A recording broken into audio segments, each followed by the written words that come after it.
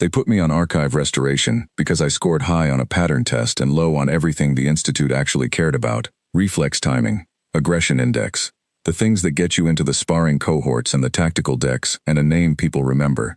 I got a workbench in a sub-level room with no windows, and a supervisor who introduced herself by the shape of her light instead of her face. Archivist Warden Ase Kethrin was Vethrai.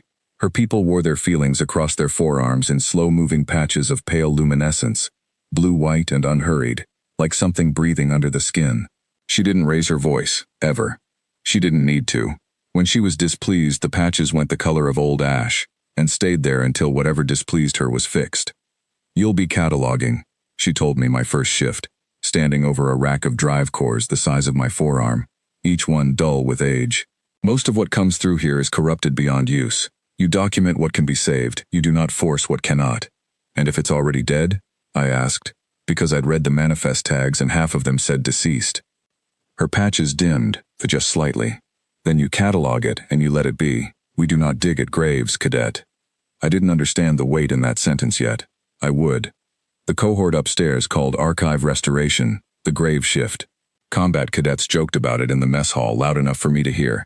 Nice posting for the boy who can't take a hit, digging through dead planets so he doesn't have to fight anything alive.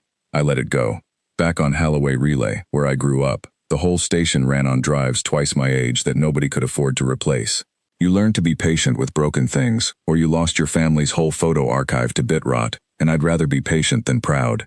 3 weeks in, Catherine handed me a core I hadn't seen the tag on yet. Small, blue-gray casing, corrosion pitting along one edge. The manifest field read, Earth, Class 0 deceased, classified 61 standard years. No further action required. "This one goes in the long rack," Catherine said. "You update the checksum, note structural integrity, and set it back. Nothing more." "Why nothing more? Why nothing more?" "Because it is deceased, Toma. 61 years deceased. There is nothing to restore." Her patches had gone that ash color again, just at the edges. "My people do not open a grave to see if the shape inside has changed. We record its stillness and we leave it in peace.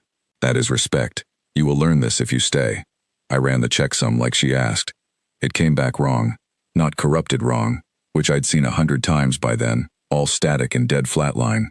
This was wrong in a way I didn't have a name for yet. A dead file settles. It goes quiet and stays quiet, the way a signal does when there's truly nothing behind it anymore. This one had noise in it, structured noise. It came and went at almost regular intervals, like something breathing in another room. I didn't say anything to Catherine. I wasn't trying to prove a point. I genuinely thought I'd botched the read. So I ran it again after hours, on my own time, the way I used to run a bad drive 3 or 4 times back home before I trusted what it told me. Same noise, same rough interval. I pulled an old signal mapping routine out of memory. Nothing exotic. The kind of thing you learn stripping junk hardware for parts. The sort of trick nobody teaches you because it isn't clever, it's just slow. And laid the noise out against time instead of frequency. I did that 4 more nights running, after my actual duties were logged and closed. Because a pattern you only catch once is a coincidence, and a pattern you catch 5 times is a fact. I brought my own cold rations down to the vault so I wouldn't have to explain the hours to anyone in the mess hall. I recalibrated the read head twice, on the chance the equipment itself was lying to me, the way old hardware sometimes does when a bearing wears unevenly. It wasn't the hardware. The interval held steady across every pass, patient as a tide, and by the 5th night I'd stopped hoping I was wrong about it. It wasn't noise at all. It was a pulse, once every 11.3 seconds, near enough to a resting human heartbeat that my own chest went tight looking at it. I sat with that a long time before I did anything about it. I could have gone straight to Catherine with it and made a show of the discovery. I didn't. I filed the discrepancy the boring way, the way restoration protocol actually required. An anomaly flag, standard form, no drama in it, the same form I'd have filled out for a fried capacitor. Structural note. Repeating waveform inconsistent with Class 0 classification. Recommend live listening pass on archived relay frequency for verification.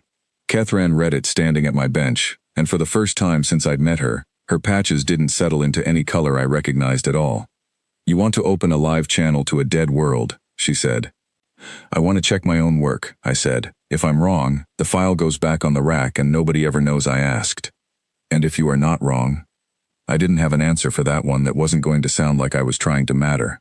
So I just said, "Then the manifest's been wrong for 61 years, and that's worth more to fix than my pride is worth protecting." She was quiet long enough that I thought she'd refuse outright. Then she said, "The listening equipment requires 2 authorizations. I will provide mine. Fetch a witness for the second, someone who will not simply agree with you because you are the one asking." I brought Deshka Vorn, a 4th-year cadet from the signals track who thought archive restoration cadets were mostly furniture and had no reason to lie for me. She watched the setup with her arms crossed and her opinion of the whole exercise written plainly on her face. We opened the channel at 0200, ship time, because the relay windows for that frequency were narrowest then, and Kethran didn't want half the wing crowding the bay for what she still expected to be nothing. For the first 11 minutes there was only the noise floor, exactly the flat line I'd have expected from a genuinely dead world. Deshka started to say something about wasted duty hours. Then it came through. Not a voice, not a message, just the pulse, clean now that the equipment could isolate it from the noise, ticking along at 11.3 seconds like the file had shown me, and under it, fainter, layered, unmistakably built rather than natural, a repeating structure, a carrier wave doing exactly what a carrier wave is built to do, carry something.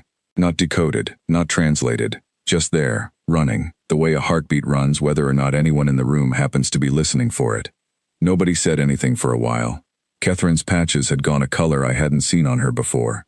Not ash, not the pale blue-white of calm. Something in between, moving slow, like she was working out whether her own culture had a word for it.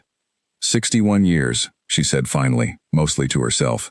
We do not check the dead because checking is a kind of doubt, and doubt is a kind of disrespect. It never occurred to any of us that the doubt might have been in the classification, not the world.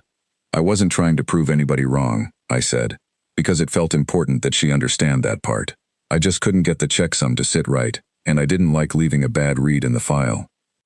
I understand, she said. That is, I think, the only reason it worked. Had you come to me certain you'd found something the whole institute missed, I would have sent you back to your bench and closed the channel myself. Her patches steadied, slow, into something closer to the blue-white I recognized. You checked because you could not stand an unsettled number. That is a different thing than ambition. I did not expect to find it useful. The continuity archive grid updated the manifest field itself before dawn, without anyone telling it to. That was simply how the system worked once the anomaly flag closed as confirmed. Deceased became active, contact pending, classification under review. 61 years of certainty, rewritten in a single automated line, no ceremony attached to it at all.